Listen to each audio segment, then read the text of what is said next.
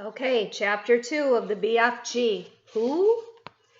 It wasn't a human. It couldn't be. It was 4 times as tall as the tallest human. It was so tall, its head was higher than the upstairs window of the houses. Sophie opened her mouth to scream, but no sound came out. Her throat, like her whole body, was frozen with fright.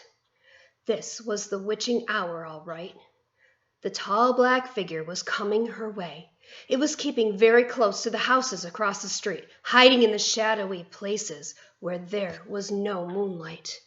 And on it came, nearer and nearer, but it was moving in spurts.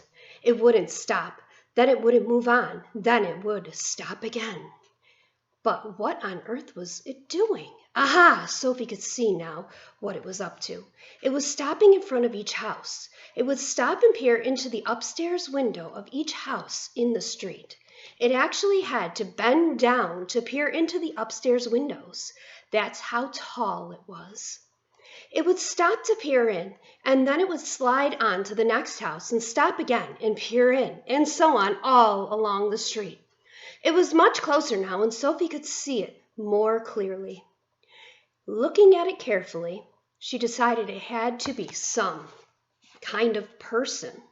Obviously, it was not a human, but it was definitely a person, a giant person, perhaps. Sophie stared hard across the misty moonlight street. The giant, if that was what he was wearing a long black cloak.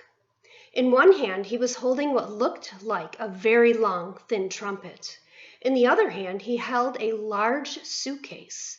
The giant had stopped now right in front of Mr. and Mrs. Gucci's house. The Guccis had a greengrocer's shop in the middle of the high street, and the family lived above the shop. The 2 Gucci children slept in the upstairs front room. Sophie knew that. The giant was peering through the window into the room where Michael and Jane Gucci were sleeping. From across the street, Sophie watched and held her breath. She saw the giant step back a pace and put the suitcase down on the pavement. He bent over and opened the suitcase. He took something out of it. It looked like a glass jar, one of those square ones with a screw top. He unscrewed the top of the jar and poured what was in it into the end of a long trumpet thing. Sophie watched, trembling. She saw the giant straighten up again, and she saw him poke the trumpet through the open upstairs window of the room where the Gucci children were sleeping. She saw the giant take a deep breath, and woof, he blew through the trumpet.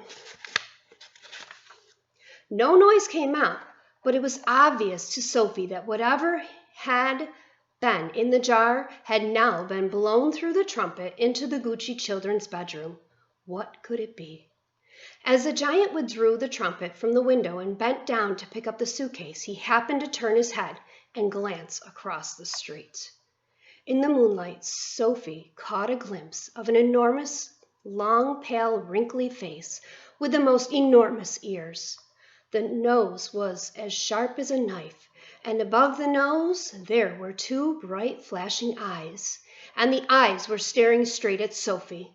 There was a fierce and devilish look about them. Sophie gave a yelp and pulled back from the window. She flew across the dormitory and jumped into her bed and hid under the blanket. And there she crouched, still as a mouse and tingling all over.